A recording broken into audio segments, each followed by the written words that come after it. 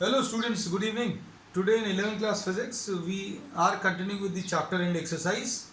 We had completed up to question number 13th. Question number 14 से start करना था, है ना। अब इसमें किसी को डाउट था क्वेश्चन नंबर 13 में, तो वो एक बार फिर से थोड़ा सा बता दे रहे हैं। क्वेश्चन नंबर 13 में बच्चों आपको P दिया है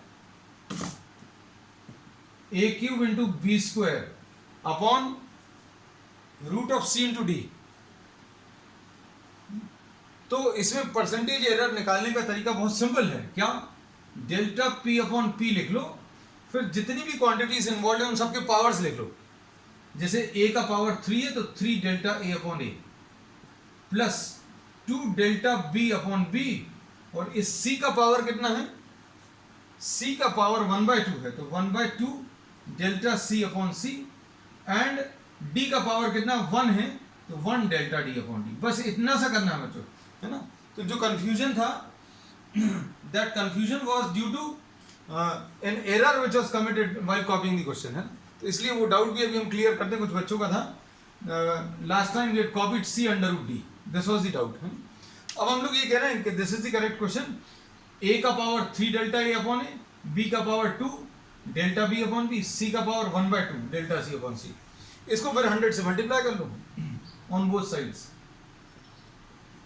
Question we have already done. Simply we are discussing a doubt of someone. ये परसेंटेज एरर आपको प्रॉब्लम में दिए हुए हैं, और ये कितने दिए हुए हैं बच्चों? देखो ध्यान से। ए का एरर कितना है? ए का एरर 1% है तो 3 इंटू 1 प्लस 2 इंटू। बी का एरर बच्चों 3 है। सी का एरर 4 है। सी का एरर 4 है, 4%, प्लस डी का एरर इज व्हाट 2% है ना। तो अब इसको सॉल्व कर लो। ये 3 आ गया प्लस 6 आ गया प्लस 2 आ गया प्लस 2 आ गया, आंसर विल बी 32%। बस इतना सर। अब इसके बाद नेक्स्ट क्वेश्चन में A book contains a book with many printing errors.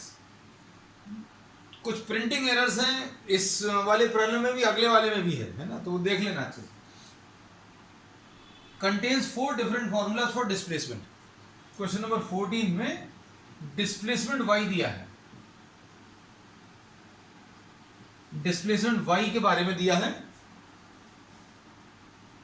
Of a particle, और a इसमें दिया हुआ है मैक्सिमम डिस्प्लेसमेंट इज a। अब इसमें कुछ रिलेशंस दिए हैं बच्चों। क्या दिए हैं? फर्स्ट वाला y is equal to a sine 2 pi t upon capital T, ऐसा कुछ है। अब इसके बाद ठीक सेकेंड क्वेश्चन में we are copying all these. Second वाले में क्या है? y is equal to a sine, और फिर इसके बाद क्या दिया है?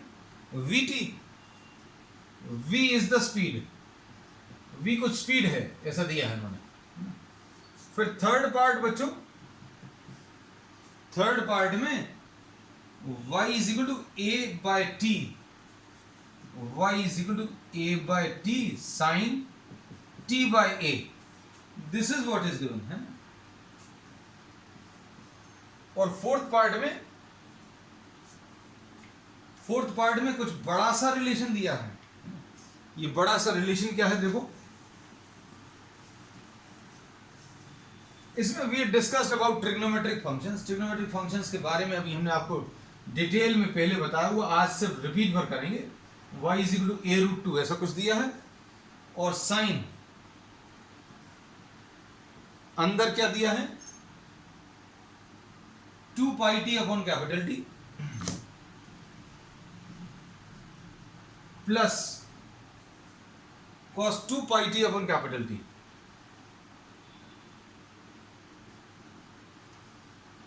अब which of these is correct? इसमें इन्होंने बोला है which of these relations is correct. तो अभी हम लोगों को ये मालूम है बच्चों, हम लोगों ने इसमें ये डिस्कस किया है कि साइन जो है एक ट्रिग्नोमेट्रिक रेशियो है, इसका नाम ही क्या है, ट्रिग्नोमेट्रिक रेशियो। जिस चैप्टर में अभी हम लोगों ने इसको पहली बार पढ़ा था वो क्या था, ट्रिग्नोमेट्रिक रेशियो। और ये रेशियो ऑफ टू साइड्स होता है, मतलब परपेंडिकुलर और hypotenuse. This is the ratio of perpendicular and hypotenuse. Sine theta जो है it is the ratio of perpendicular and hypotenuse. मतलब साइन थीटा डायमेंशनलेस रहेगा। क्यों बच्चों, ये मीटर से, ये भी मीटर से है ना, तो इसके कोई डायमेंशंस नहीं आएंगे।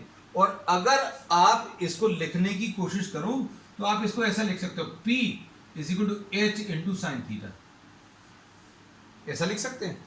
मतलब यहां पर भी एक लेंथ आएगी, यहां पर भी एक लेंथ आएगी, मतलब ये मीटर्स आएगा, ये भी मीटर्स आएगा, तो मीटर और मीटर कट जाएगा। क्यों, साइन थीटा कैसा चाहिए, डायमेंशनलेस चाहिए।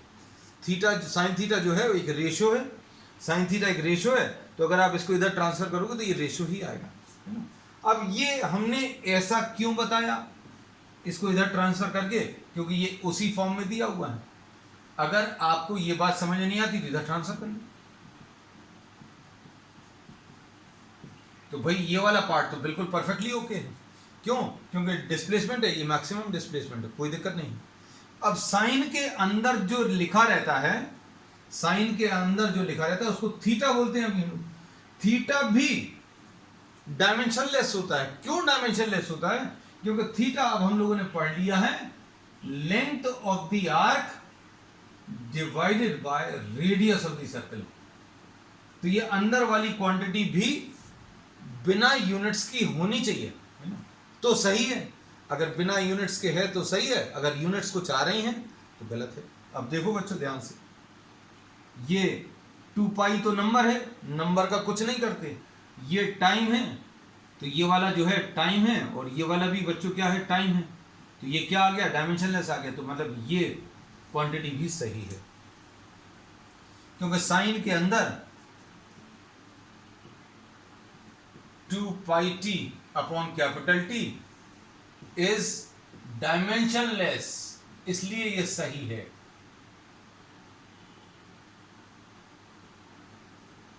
ठीक, ये समझ आ गया।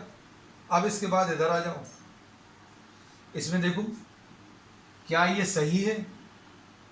ये क्या चीज है बच्चों, LT-1 है, और यहां पर क्या है बच्चों, ये T है। तो ये T और T तो कट गया, बचा क्या, L।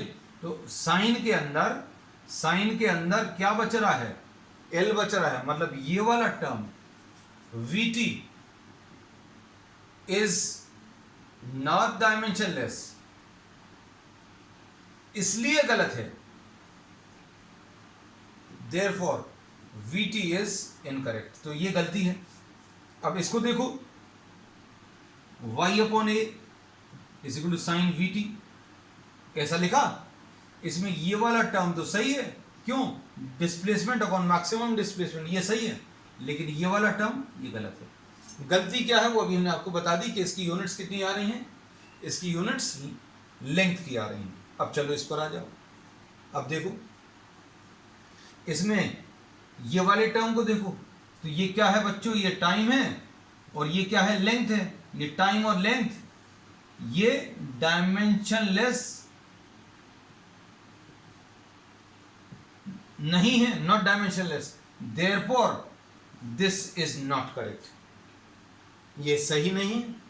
अब इसको देखो, y इंटू टी अपॉन ए, वाई इंटू टी अपॉन ए, ये साइन टी बाई ए है। तो ये वाला टर्म तो गलत है। ये वाला टर्म, ये डिस्प्लेसमेंट अपॉन मैक्सिमम डिस्प्लेसमेंट तो कट जाएगा, लेकिन बचेगा क्या, टाइम बच रहा है। तो साइन थीटा भी डायमेंशनलेस नहीं है, मतलब ये भी टर्म गलत है। अब देखो सब जगह दो दो पेयर्स बन रहे हैं, इधर ये भी सही था, ये भी सही था, इधर ये सही है, अंदर वाला गलत है, यहां पर दोनों गलत है। अब इस पर आ जाओ, आखिरी वाला, तो सिंपल सा है।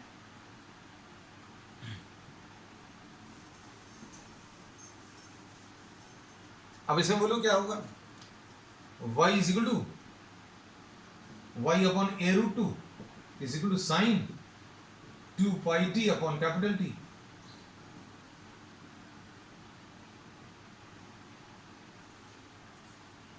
ये क्या है, डिस्प्लेसमेंट, मतलब मीटर्स में आएगा, लेंथ है, ये भी लेंथ है तो कट जाएगा, मतलब ये वाला पार्ट बिल्कुल सही है। अब इसमें देखो ये 2 और पाई तो नंबर है, नंबर्स को कहीं नहीं देखते अपन, numbers are to be left out. Sine ये क्या है, टाइम अपॉन टाइम है बच्चों, ये टाइम अपॉन टाइम है, मतलब कैंसिल हो जाएगा, कुछ नहीं बचेगा। यहां पर क्या है, ये भी टाइम अपॉन टाइम है, कुछ नहीं बचेगा, डायमेंशन लेस है, सॉरी। तो अब हम लोग क्या बोलेंगे, these two are dimensionless. तो मतलब ये वाला पार्ट भी सही है और ये भी सही है, बीच में प्लस साइन है और ये एल अपॉन एल है, देयरफॉर दिस इज करेक्ट। तो अब देखो करेक्ट कौन कौन सा आ गया, the first one is correct, the second one is not correct, third one is also not correct, fourth one is correct. तो ये पता चल गया। चलो अब नेक्स्ट क्वेश्चन नंबर 15 देखना।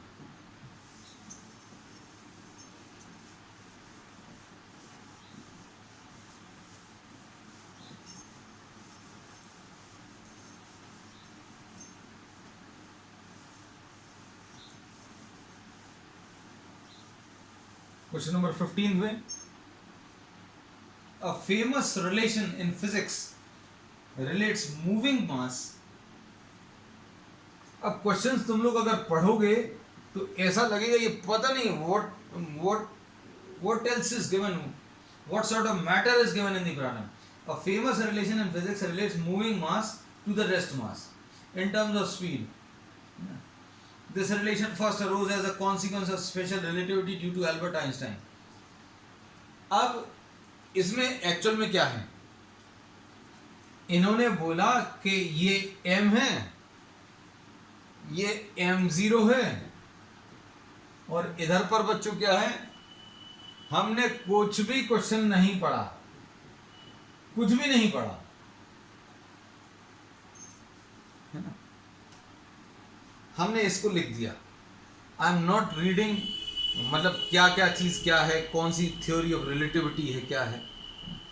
सिंपल डायमेंशनल फॉर्मूलेस का जो कॉन्सेप्ट है वो अभी हम लोगों को मालूम है कि भैया लेफ्ट साइड पे मास लिखा है तो राइट साइड पे भी मास मिलना चाहिए, अगर यहाँ पर मास लिखा है तो राइट साइड पे मास आना चाहिए। तो भैया यहाँ पर तो मास दिख गया, इधर पर भी मास दिख गया, नीचे डायमेंशन लेस होना चाहिए। कैसा होना चाहिए, डायमेंशन लेस होना चाहिए। क्यों होना चाहिए, क्योंकि लेफ्ट साइड में मास है तो राइट साइड में भी मास। अब चूंकि ऊपर ही मास लिखा हुआ है तो नीचे कुछ नहीं होना चाहिए। अब नीचे यहां पर तो कुछ नहीं है, लेकिन यहां पर वेलोसिटी है। इन्होंने बोला कि एक वेलोसिटी वाला टर्म गायब है। इन्होंने क्या बोला बच्चों, एक सी वेलोसिटी ऑफ लाइट वाला टर्म गायब हो गया, या याद नहीं है बच्चे को, है ना। तो इन्होंने बोला कि ये जो मिसिंग सी है वो कहां पर लिखा जाना चाहिए। आप थोड़ा सा सोच कर देखोगे कि भैया यहां पर मास है, यहां पर मास आ गया, नीचे डायमेंशनलेस चाहिए। अब 1 तो नंबर है, 1 नंबर है, मतलब इसका क्या होगा, कोई भी डायमेंशन नहीं होंगे, मतलब यहां पर भी डायमेंशंस नहीं आने चाहिए। क्योंकि अगर आप नंबर ले रहे हो, जैसे आपने बोला 1 एक नंबर है, एक वैल्यू है, इसकी कोई यूनिट नहीं होगी क्योंकि ये अकेला लिखा हुआ है। अगर कोई नंबर दिया हुआ किसी रिलेशन में, मतलब उसकी कोई यूनिट नहीं होगी, ये याद रखना। अब 1 में से v² माइनस नहीं करेंगे हम लोग, कुछ नंबर ही माइनस करेंगे, और कुछ नंबर अगर माइनस करना है तो बच्चों ये ऐसा कुछ आएगा। कैसे, वेलोसिटी और नीचे वेलोसिटी ऑफ लाइट दोनों कैंसिल हो जाएंगे, और ये दोनों कैंसिल हो जाएंगे तो क्या आ जाएगा, कुछ डायमेंशनलेस नंबर आ जाएगा। अब हम समझाते हैं प्रॉब्लम को। ये तो अभी हमने बिना प्रॉब्लम को समझाए कुछ कुछ बातें कर दी है ना। अब इसमें ये थ्योरी ऑफ रिलेटिविटी जो है वो ये बोलता है इसमें कि whenever any object is moving with a speed which is comparable to speed of light. अच्छे सुनना बेटा, बातें तभी समझ में आएंगी, है ना। इसमें अभी हमने ये बोला whenever any object is moving with a speed which is comparable to velocity speed of light, then its mass also changes. अभी तक हम लोग छोटी क्लासेस में यही पढ़ते थे कि that mass of the object remains constant, है ना। लेकिन अब हम लोग पहली बार ऐसा कह रहे हैं कि mass of the object also changes. किसी ऑब्जेक्ट का मास भी चेंज होगा, किसी ऑब्जेक्ट का मास भी चेंज होगा। और कब चेंज होगा? जब उसकी speed is comparable to what? The speed of light. और ये तो अभी हमें मालूम है, किसी भी ऑब्जेक्ट की स्पीड, जैसे मान लीजिए मोटरसाइकिल ले लें, कार ले लें, या प्लेन ले लें, या जेट प्लेन ले लें, या कोई मिसाइल ले लें, तो उनकी जो स्पीड रहती है वो बहुत ज़्यादा रहती है मिसाइल्स की, है ना। रॉकेट्स की स्पीड बहुत ज़्यादा रहती है, लेकिन वो comparable to speed of light के आसपास आ ही नहीं पाती। लेकिन अगर कोई ऑब्जेक्ट ऐसा है जिसकी velocity comparable to velocity of light अगर है, तो अभी हम लोग बोलेंगे उसका मास भी चेंज होगा। और मास कितना मिलेगा बच्चों? m is equal to m0 upon under root of 1 minus V square by C square. ये थ्योरी है। m0 क्या है बच्चों इसमें? ये तो अभी हमने तुम लोगों को एक्स्ट्रा कुछ कुछ चीज़ें बता दी, प्रॉब्लम में ज़्यादा एक्सप्लेन नहीं किया। This is the rest mass. Rest mass का मतलब समझते हो? Mass of the object at rest. जब ऑब्जेक्ट रेस्ट पर होगा तो उसका मास कितना, उसको m0 लिखेंगे। अब उसके बाद m क्या है? m is the mass, m is the mass when the object moves with a speed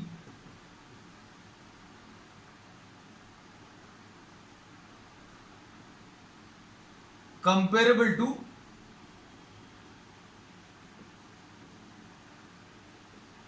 the speed of light. m is the mass when the object moves with a speed which is comparable to the speed of light. Clear? अब सुनना ध्यान से। m0 rest mass है, m is what? the mass of the object when it is moving with a speed which is comparable to the speed of the light. अब इसमें problem में इन्होंने कहा था कि भैया किसी बच्चे ने ये रिलेशन लिखा और लिखते समय क्या किया? c कहां पर होगा वो लगाना भूल गया। ये तो अभी हमने थोड़ी सी थ्योरी समझाई, अब प्रॉब्लम पर आ रहे हैं। भाई ये v velocity of the object है ना, c स्पीड ऑफ लाइट है। अब बच्चे को ये नहीं समझ में आ रहा कि ये स्पीड ऑफ लाइट कहां पर रखना है। तो can you help the child with the help of dimensional analysis where the c is to be placed? तो यस वी कैन हेल्प। कैसे हेल्प कर सकते हैं? देखो भाई ये मास है, हमने जैसा बोला था, इधर भी मास आ ही गया है, तो मास और मास तो आ गए, तो मतलब नीचे डायमेंशनलेस नंबर आना चाहिए। यही बात अभी हमने तब बताई थी, लेकिन बिना कुछ थ्योरी जाने बताई थी। और बिना कुछ थ्योरी जाने भी आपको ये सारी चीजें आनी चाहिए। अब ये कितना आ जाएगा बच्चों? डायमेंशनलेस है, तो ये तो डायमेंशनलेस है। इसको डायमेंशनलेस बनाना है तो कैसे बनाएंगे? v अपॉन सी लगा लो, तो क्या होगा? v और c कैंसिल हो जाएगा, 1 नहीं आएगा। वैल्यूज अभी हम लोग निकाल ही नहीं रहे। वेलोसिटी कुछ ऐसी रहेगी, हो सकता है 2000 मीटर्स पर सेकेंड, अपॉन c कितनी है? 3 × 10⁻8 मीटर्स पर सेकेंड। स्क्वायर करेंगे, फिर उसको 1 में से माइनस करेंगे, फिर स्क्वायर रूट लेंगे, है ना। तो ऐसा कुछ है। So here the c is to be placed. बस इतना सा है। चलो नेक्स्ट क्वेश्चन, क्वेश्चन नंबर 16 देख लो बच्चों। The unit of length convenient on the atomic scale is known as angstrom. Unit of length जो है बच्चों क्या है? एंगस्ट्रॉम है। अब इसके बाद क्वेश्चन नंबर 6 देखना।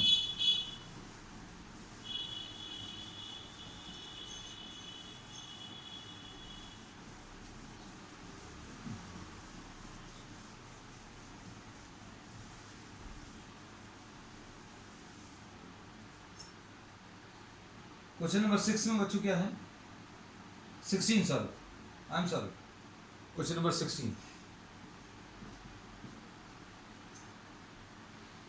the unit of length convenient on an atomic scale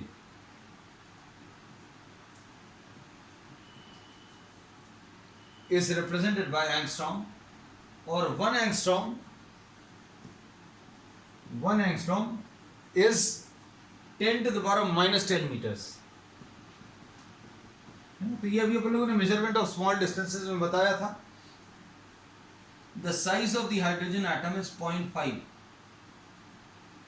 What is the total volume in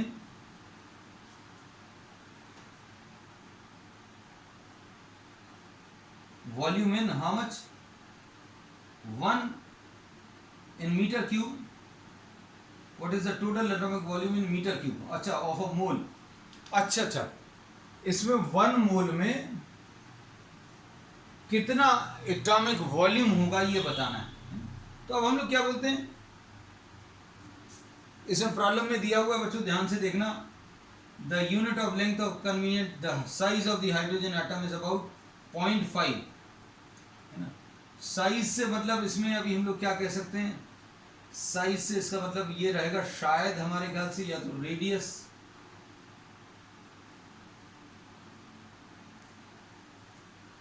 चलो ये चेक करके देख लेना बेटा, whether this is radius is given or whether this is the diameter. वैसे it will not make much of a difference because the quantities involved are so small that 0.5 और 1 it will hardly make any difference, है ना. वैसे अभी हम लोग सोचे कि 0.5 और 1 में देखो तो क्या चीज़ लगता है कि 1 तो बड़ा है, 0.5 उसका आधा है ना. तो बट एंगस्ट्रॉम लगा हुआ है साथ में, एंगस्ट्रॉम लगा हुआ मतलब ये 0.5 into 10 to the power -10 metres. अब वॉल्यूम कितना है बच्चों, ध्यान से देखना. वॉल्यूम ऑफ 1 हाइड्रोजन एटम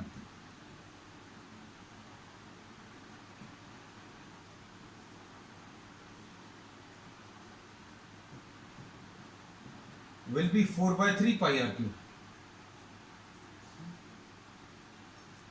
ये 4/3 है इंटू पाई है इंटू आर. रेडियस अभी हम लोगों को मालूम है, and radius is what, 0.5 into 10 to the power of -10. ये वैल्यूज रखनी है ना. तो सिंप्लीफाई कर लेना इसको, ये कितना आ जाएगा, ये 3 और 3 तो अप्रॉक्सीमेटली कैंसिल होगा बच्चों, है ना.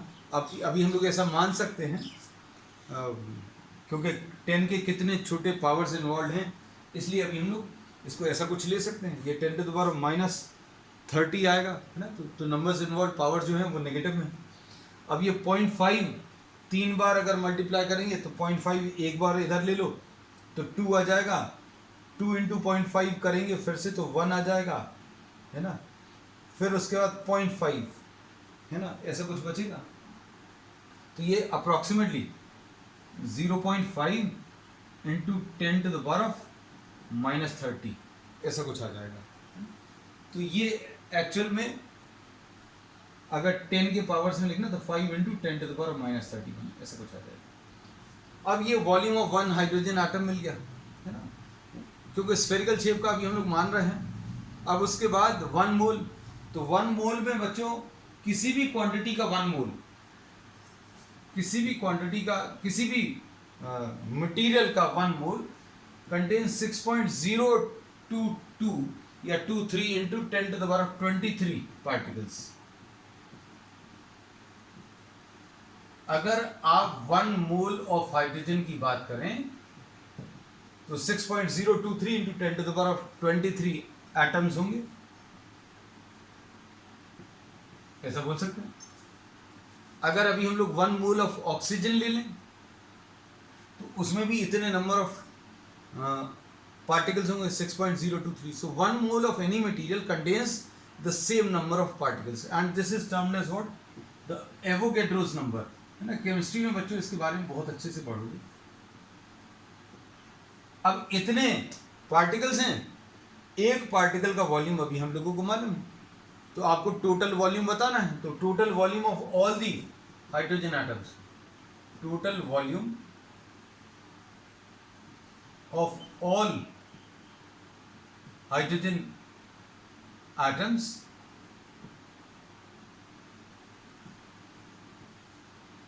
ये कितना आ जाएगा 5 इंटू 10⁻⁻31 इंटू 6 इंटू 10⁻23, ऐसा कुछ लिख सकते हैं, है ना।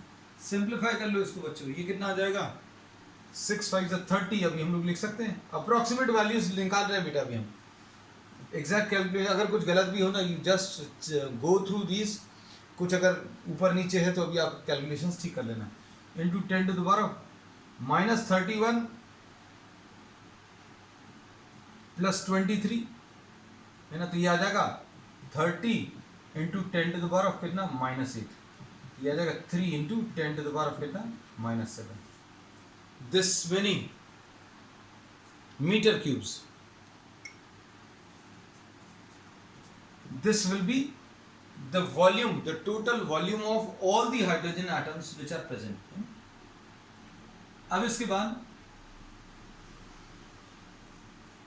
क्वेश्चन नंबर 17 देखो बच्चों,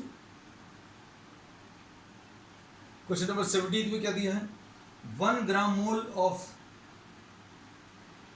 an ideal gas at standard temperature and pressure occupies 22.4 liters. अब देखो अगले वाले में नंबर ऑफ एटम्स नहीं दिया, अगले क्वेश्चन में इन्होंने कहा है कि अगर 1 मोल ऑफ एनी गैस अगर आपने ले लिया तो वो स्टैंडर्ड टेम्परेचर एंड प्रेशर पर सेम वॉल्यूम लेता है। इसका मतलब क्या है बच्चों, अच्छे सुनना, अगर आपने 1 मोल हाइड्रोजन लिया, अगर आपने 1 मोल ऑफ हाइड्रोजन लिया या 1 मोल ऑफ ऑक्सीजन लिया या 1 मोल ऑफ कार्बन डाइऑक्साइड लिया और उनको स्टैंडर्ड टेम्परेचर एंड प्रेशर पर अगर आपने कंसिडर किया तो अभी हम लोग उसमें ये बोलते हैं कि ऑल दीज मटीरियल्स, चाहे हाइड्रोजन ले लो, चाहे ऑक्सीजन ले लो, चाहे कार्बन डाइऑक्साइड ले लो, सभी का volume standard temperature and pressure पर सेम होगा। और वो कितना होगा ये प्रॉब्लम में दिया हुआ है, मतलब इतना सब जानने की जरूरत नहीं है, this you will be discussing with your chemistry teacher in detail, है ना, लेकिन ये प्रॉब्लम में दिया है कि भाई स्टैंडर्ड टेम्परेचर एंड प्रेशर पर वॉल्यूम बच्चों 22.4 लीटर्स दिया है। अब देखो what is the ratio of molar volume to atomic volume of 1 mole of hydrogen. अब इन्होंने इसमें ये बोला कि आप अगर हाइड्रोजन मॉलिक्यूल ले रहे हैं,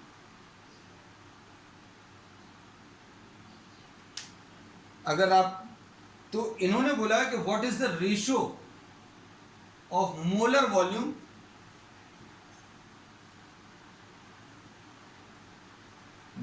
टू एटॉमिक वॉल्यूम, है ना, बहुत सिंपल सी चीज पूछी है, बस कंफ्यूज बिल्कुल मत होना। मोलर वॉल्यूम प्रॉब्लम में दिया है 22.4 लीटर्स। अब 22.4 लीटर्स बच्चों, 22.4 लीटर्स, ये 22.4 इंटू 10⁻³ मीटर क्यूब। लीटर्स को अगर मीटर क्यूब में चेंज करना है तो अभी हम लोग क्या करेंगे, 10⁻³ से मल्टीप्लाई कर देंगे। फिर उसके बाद क्या करना है, एटॉमिक वॉल्यूम निकालना। तो एटॉमिक वॉल्यूम निकालने के लिए अभी हम लोग यही चीज यूज करेंगे, क्या, 4/3 पाई r क्यूब, 4/3 पाई r क्यूब। और r क्यूब कितना है बच्चों, r क्यूब अभी हम लोगों को r फिर से 1/2 है।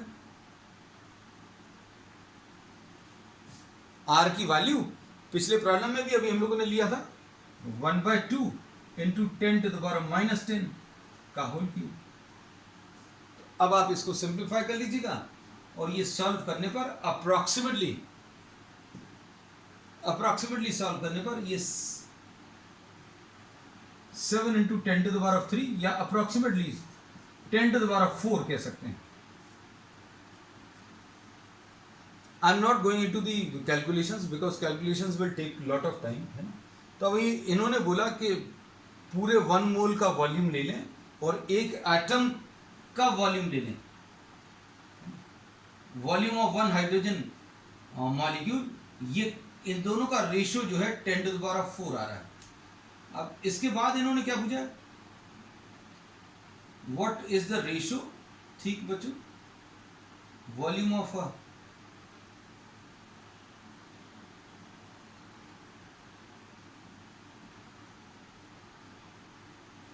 अच्छा एटॉमिक वॉल्यूम नहीं चाहिए बच्चों, एटॉमिक वॉल्यूम नहीं चाहिए, 1 मोल के एटम्स का वॉल्यूम, तो ये तो अभी हम लोग पहले ही निकाल चुके हैं।